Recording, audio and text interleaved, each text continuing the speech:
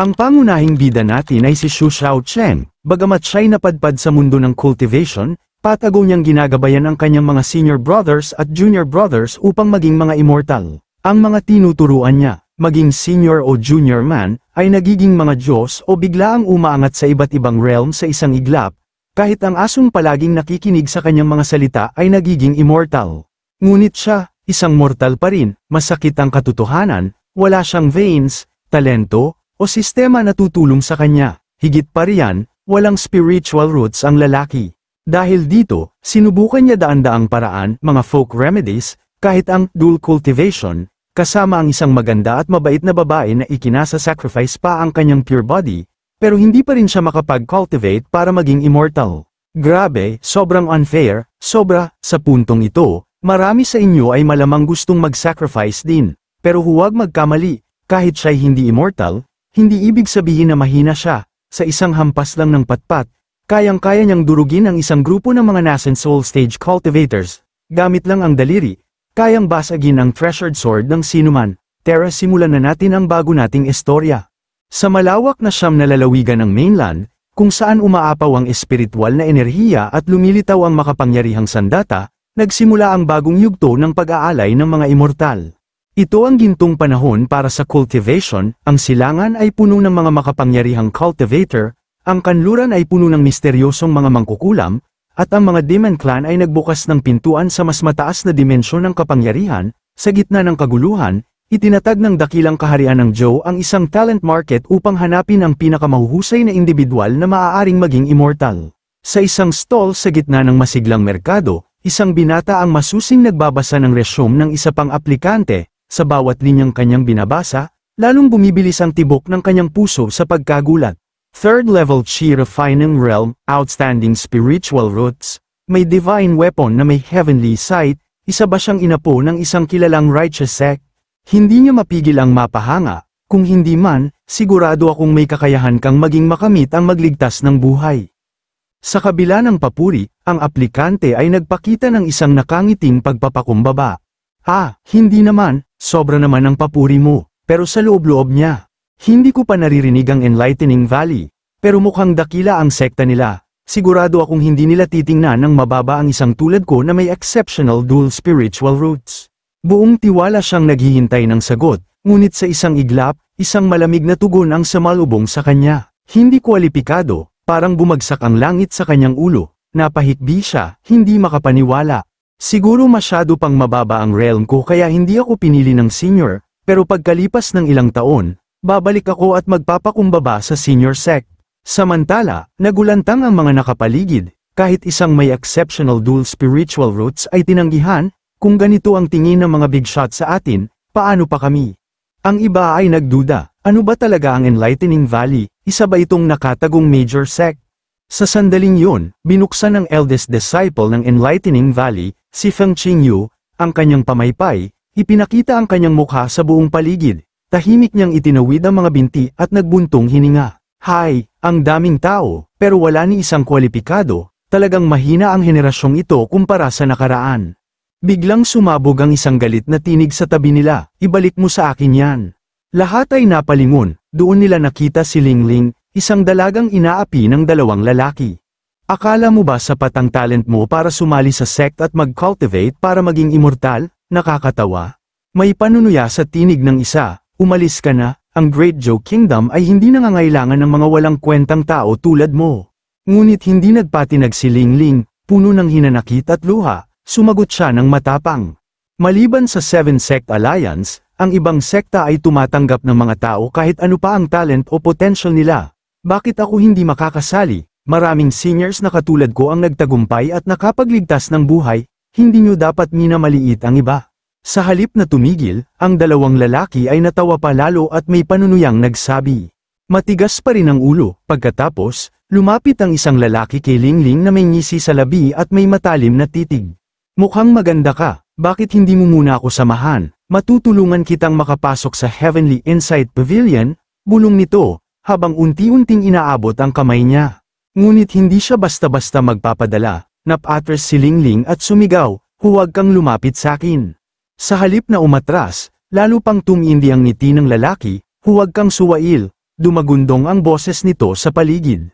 Ang ilang nakamasid ay bumantong hininga. Heavenly Insight Pavilion yan, isa sa 7 Sect Alliance, hindi madaling guluhin, mas mabuting wag na lang makialam. Bulong ng ilan, pinipigilan ang kanilang mga sarili na makisawsaw sa gulo. Pero bago pa man tuluyang mahawakan si Lingling, isang pilantik ng hangin ang dumaan, isang pamaypay ang lumipad at tumama sa kamay ng lalaki. Aray, ang kamay ko, sigaw nito, sabay atres, hawak-hawak ang palso niyang nanginginig sa sakit. Ang may-ari ng pamaypay, si Feng Qingyu, isang pigira na bihirang makita pero ngayon ay bumaba mula sa anino. Galit na galit ang lalaking nasaktan. Puta, saan galing yang puting mukha na yan? Paano niya nagawang hampasin ang isang miyembro ng Heavenly Insight Pavilion? Pero kalmado lang si Feng Qingyu, dumaan ang malamig niyang titig at may kasamang matalim na salita. Isang grupo ng mga bulag at tanga, sa isang iglap, sa isang galaw lang, nagbagsakan ang buong grupo sa paligid, waring pinadapan ng isang di maipaliwanag na puwersa. Wow, gumalaw ang senior, bulalas ng isa sa mga naroon, isa siyang hidden powerhouse ng sect, naglakas loob pang turuan ang mga taga-Heavenly Insight Pavilion. Samantala, hindi makapaniwala si Lingling sa nasaksihan niya. Si Feng Qingyu, isang halimaw ng kultibasyon, isang misteryosong pigira na tila nagtatago sa kadiliman. Sinunggaban niya ang pagkakataon at lumapit. Ako si Lingling, salamat sa tulong mo, sabi niya, puno ng paggalang. Isang bahagyang ngiti ang lumitaw sa mukha ni Feng Qingyu. Simpleng kilos lang yun, tugon niya, waring walang halaga ang kanyang ginawa. Ngunit sa susunod na sandali, binasa niya ang profile ni Lingling at doon niya nakita ang mga salitang, good for nothing spiritual root. Nang makita ito, nagulat si Feng Qingyu, hindi napigil ang mapabulalas, meron kang good for nothing spiritual root. Sa takot na baka layuan siya nito, nag-aalangan si Lingling na sumagot, opo, bulong niya. Pero sa halip na panghinaan ng loob, biglang hinawakan ni Feng Qingyu ang kamay niya at may kakaibang ningning sa kanyang mga mata. Ang ganda, sumama ka sa Enlightening Valley bilang aking little junior sister, may study leave, full accommodation, plus 5 insurances at fund, maraming benefits pa, may St. Peter plan ka pa. Ha? Halos mapaungol si Lingling sa gulat, kasabay nito, nagulantang din ang mga tao sa paligid. Ha? Gusto pa ng Big Boss ng isa pang good for nothing spiritual root? Talagang hindi namin maintindihan ang mga nakatagong motibo ng Big Boss. Nang marinig ito, matilim ang tingin ni Feng Qingyu at seryoso ang boses ng magsalita. Ano naman ang problema sa crippled na spiritual root? Ang tunay na lakas ay hindi lang nagmumula sa perpektong katawan, ang kakayahan ay itinuturo sa mga walang pag-asa. May kumpiyansa siyang nagpatuloy, maniwala ka sa akin, sa Enlightening Valley, gagawin kitang isang natatanging nilalang sa mundong ito. Parang kidlat na tumama sa puso ni Lingling ang kanyang mga salita, nagliwanag ang kanyang mga mata at walang pag-aalinlangan niyang sinabi, gusto kong sumali sa Enlightening Valley. Hindi na nagpaligoy-ligoy si Feng Qingyu, ayos, walang oras na dapat sayangin, tara na. Sa loob-loob niya, halos hindi niya mapigil ang ngisi, hihihi, nakuha ko ang isang crippled spiritual root para kay second junior brother bilang kasama, at isa pang cute na junior sister, siguradong matutuwa siya. Samantala, puno ng determinasyon si Lingling, gagawin ko ang lahat para hindi mabaigo ang aking benefactor.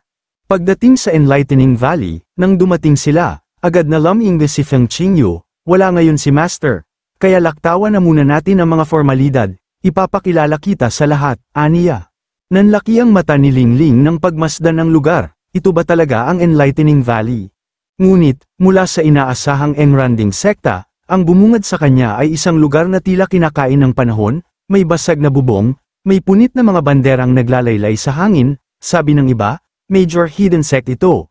Pero bakit parang napakapur, bulong niya sa sarili, may bahid ng panghihinayang. Habang naglalakad sila, may isang figure ang lumitaw sa di kalayuan, mabilis na sumigaw si Feng Qingyu, second junior brother, halika rita, ipakikilala ko sa iyo ang aking little junior sister para sa Enlightening Valley. Napako ang tingin ni Lingling sa lalaking lumapit at agad siyang namula. Sa kanyang paningin, isang lalaking may mahabang jet black na buhok, mga mata na tila kumikinang na amber, at isang presensya na hindi basta-basta nalilimutan. Wow, ang gwapo, bulong niya sa sarili, halos hindi makapaniwala. Pero sa realidad, ang second junior brother ay kasalukuyang ngumunguya ng inihaw, puno ang bibig at walang pakialam sa kanyang itsura. Napangiti si Feng Qingyu, ito ang second senior brother ng Enlightening Valley, si Xu Xiaocheng, malugod niyang ipinakilala. Hindi maiwasan ni Lingling ang nadaramang panghihinayang habang pinagmamasdan ang Enlightening Valley. Wow! Ang laki ng pagkakaiba ng imahinasyon at realidad, bulong niya sa sarili, tila tinamaan ang realidad ng bagong mundo na kanyang papasukin. Sa di kalayuan, inabot ni Xu Xiaocheng ang isang barbecue steak kay Lingling, tila wala man lang pakialam sa iniisip niya, gusto mo ng carne ng rabbit. Bago pa man makasagot si Lingling, marahang pinaalalahanan siya ni Feng Qingyu, ay lapag mo muna yan, ito ang little junior sister natin, si Lingling. Ngunit sa halip na sagutin, nagpakita si Xu Xiaocheng ng isang walang pakialam na ekspresyon, hindi kita tinatanong, bakit ka nagkukwento? Nagkaroon ng kaunting katahimikan bago muling lumapit si Xu Xiaocheng kay Lingling, ngunit sa pagkakataong ito, mas formal, mas maingat ang kanyang tono, newcomer, gusto mo ba ng... Hindi na siya pinatapos ni Lingling at agad na umiling, hindi, salamat. Sa halip na mainis, walang emosyon lang na umalis si Xu Xiaocheng, sige, kukuha na lang ako ng dalawa pa, sagot niya bago tuluyang lumayo, napatitig si Lingling sa kanyang likuran, tila naguguluhan sa kakaibang ugali nito, si second junior brother ang pinakamalakas sa Enlightening Valley, paliwanag ni Feng Qingyu, napansin ang reaksyon ni Lingling, medyo weird ang personality niya, pero hindi siya masamang tao, sa hinaharap, magsasama kayo. Napakurap si Lingling, hindi niya maiwasang magduda, ang pinakamalakas, pero wala man lang spiritual weapon ang second senior brother, mukha siyang mortal. Bago pa man niya matapos ang kanyang mga salita, biglang tinakpan ni Feng Qingyu ang kanyang bibig, namumutla ang mukha nito at may mabigat na babala, little junior sister, may mga bagay na hindi dapat sinasabi ng basta-basta, o may masamang mangyayari. Ngunit, biglang nagbago ang ekspresyon ni Feng Qingyu, lumingon sa gilid habang matalim ang kanyang titig. Mabilis niyang hinayla ni Feng Qingyu si Lingling palayo, muntik na silang tamaan ng isang matandang lalaking nagngangalit ang mukha, naghahanap ng gulo. Sino ang hamampes sa apo ko? Lumabas kayo. Sigaw nito, puno ng galit. Ang lalaking ito ay si Sun Fang, isang nascent soul stage cultivator, ang 7th elder ng Heavenly Insight Pavilion. Pero sa halip na magpanik, nanatiling kalmado si Feng Qingyu. Hay, nakalimutan ko, wala si Yin Li dahil pinadala siya ni Xiaocheng para mag-refine ng pills, kung hindi makakapasok ang mga langaw na to. Sa tabi ni Feng Qingyu, namutla si Lingling, taga Heavenly Insight Pavilion, senior brother, anong gagawin natin? Sa halip na mag-alala, nagpakita si Feng Qingyu ng nakakatakot na ekspresyon, may tiwala siya sa sarili, huwag kang matakot.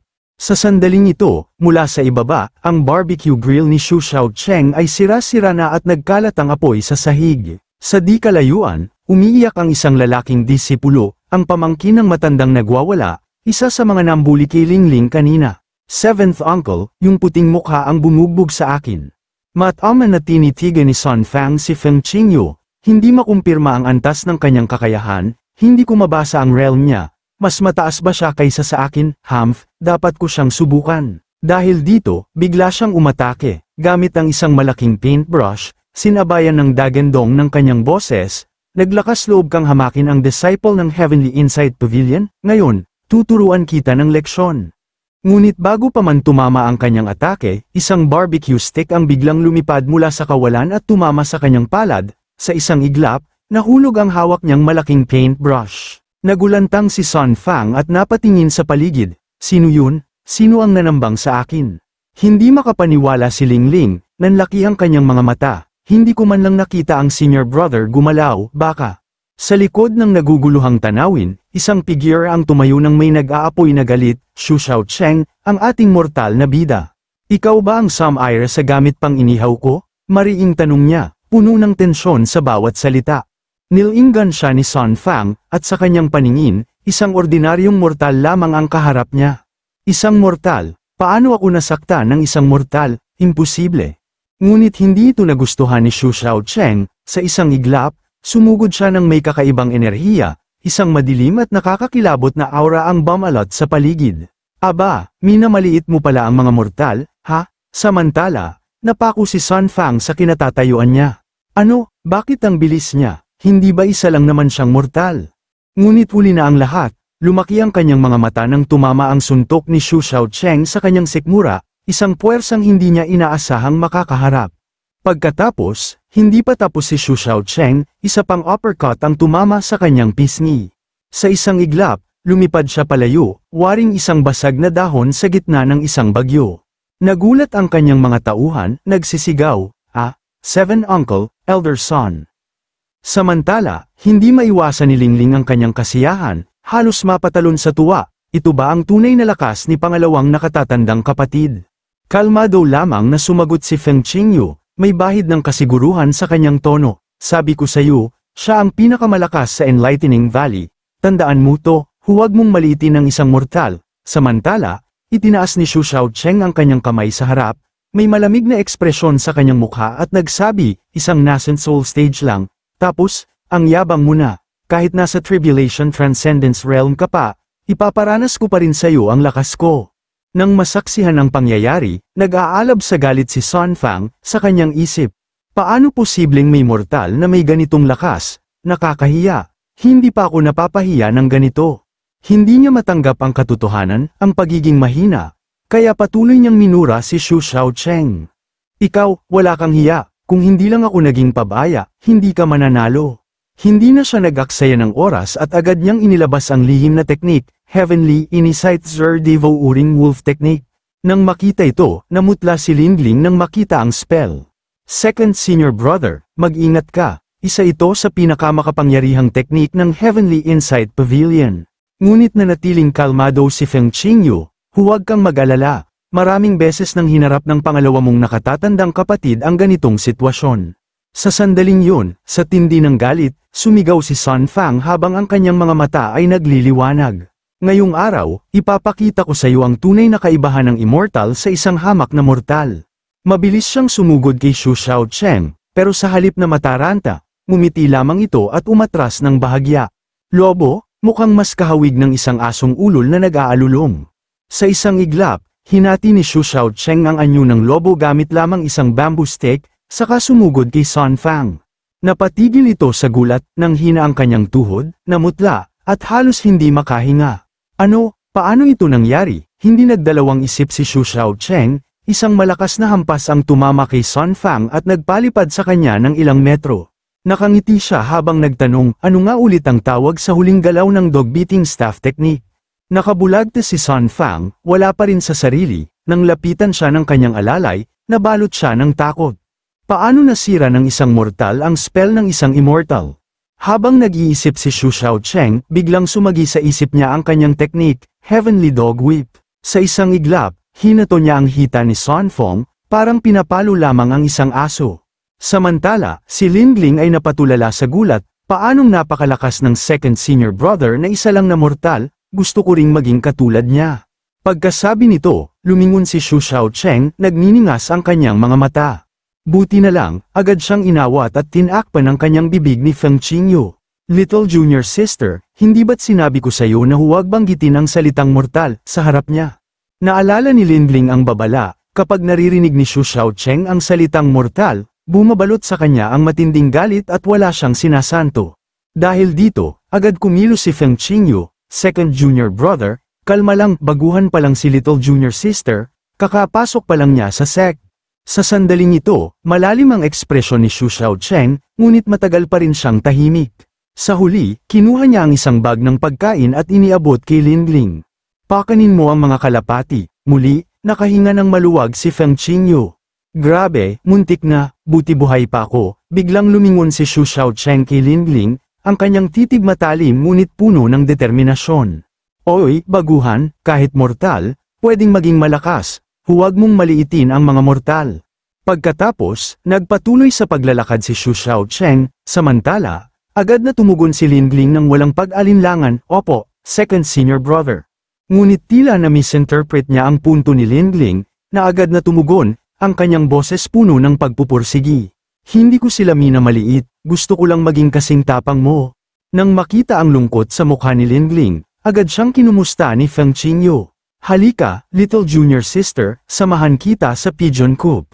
Nag-isip si Lingling sandali bago nagtanong, oo nga pala, senior brother, sa cultivation world, hindi ba't lahat gumagamit ng teleportation talismans at message slips, bakit pigeons pa rin ang gamit sa Enlightening Valley?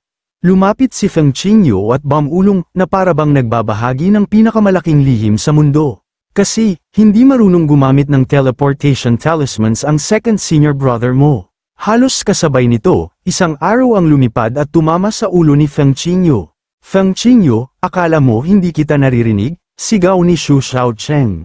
Hindi natinag si Feng Qingyu, nagpagpag lang ng alikabok, kinuha ang isang arrow na nakatusok sa kanyang ulo at nagpatay mali siya. Ahem, kung may mga sulat sa pigeon coop, ibigay mo na lang direkta sa second senior brother mo. Nagulat si Lingling nang mapansin ang dugo sa ulo ni Feng Qingyu. First senior brother, dumudugo ka. Ayos lang yan, nasasanay na ako, hindi ako mamamatay. Makaraan ng ilang sandali, gabi na, sa loob ng isang silid, pumasok si Xu Xiaocheng. Isang misteryosang boses ang bumati sa kanya, ang tagal kong naghintay sa'yo. Mula sa kanyang seryosong ekspresyon, biglang lumitaw ang isang nakakalokong ngiti. Ha, di ba't dumating na ako? Hindi na nagpaligoy-ligoy pa ang babae. Huwag nang mag-aksaya ng oras, umpisahan na natin. Sa sandaling yun, ang dalawang tao ang magkasama sa isang silid sa gabi, alam na ng lahat kung ano ang iniisip nila.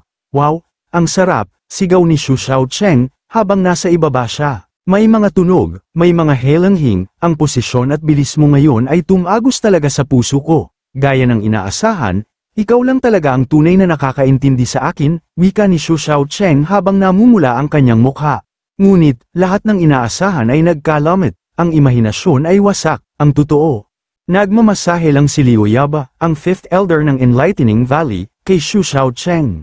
Ilang saglit ng katahimikan bago siya biglang nagsalita, ang kanyang tono malamig at may bigat. Hindi ako nakakaintindi sa'yo, pareho lang tayo, hindi rin tayo makapag-cultivate. Malungkot na sumagot si Xu Xiaocheng, nakasimangot habang marahang hinahaplos ang ulo. Hoy, huwag mo namang sabihin ng diretsuhan, ngunit hindi siya pinagbigyan ni Liu Yaba, na tila isang guro sa harap ng kanyang estudyante. Ayon sa sample data analysis, habang nagsasalita, kinuha niya ang martilyo at marahang inihampas ito sa likod ni Xu Xiaocheng, na parang isang manok na sinusuri bago lutuin. Para makapag-cultivate, kung gusto mong magsanay, kailangan mong pagdaanan ng hindi bababa sa 9,981 na siklo ng kidlat na pagsubok, 7,749 na siklo ng pagpapatibay ng mga buto, at daan-daang siklo ng pagkalinya sa apoy ng langit. Ayon sa aking programang pangkalkula, hindi sulit ang sakit kapalit ng pagkakataong maging immortal. Pinagmasdan niya si Xu Xiaocheng at nagtanong, payapa at relax naman ang buhay mo ngayon, bakit mo gustong pahirapan ang sarili mo? Puno ng determinasyon ang sagot ni Xu Xiaocheng. Kasi gusto kong maging immortal para mabuhay ng walang hanggan, at makakain ng spicy rabbit meat habang buhay. Sumang-ayon si Liu Yaba, nakangiti, tama, masarap nga ang spicy rabbit meat. Ngunit biglang napuno ng inis si Xu Xiaocheng, bakit sila makakapag-cultivate, ako hindi. Nakapag-isip siya ng malalim, ngunit bago pa siya makahanap ng sagot, biglang may kumalabog sa pinto. Masiglang pumasok si Lingling, may hawak na sulat. Second senior brother, may sulat para, ngunit agad siyang napatigil, nanlaki ang mga mata sa eksena sa harap niya. Si Liu Yaba ay nakaupo kay Xu Xiaocheng sa likod, isang napaka-sensitive na posisyon, habang siya ay hubot-hubad ang ating bida. Mabilis na tinakpan ni Lingling ang kanyang mga mata gamit ang sulat at tumakbo palabas. Hala, sorry sa abala, aalis na ako, sinubukan siyang pigilan ni Liu Yaba, habang ang kanyang mata ay nagkulay asul. Teka lang, akala ni Lingling, seryoso ang usapan, ngunit ang sumunod na sinabi ni Liu Yaba ay hindi niya inaasahan niya. Ang ganda ng katawan mo. Bakit hindi mo subukan ng dual cultivation kasama namin? Ultimate bliss yan. Nang makita ang mukha ni Lingling ang mukha ni Liu Yaba, halos maihi siya sa takot at sumigaw habang umiiyak. Hala, multo.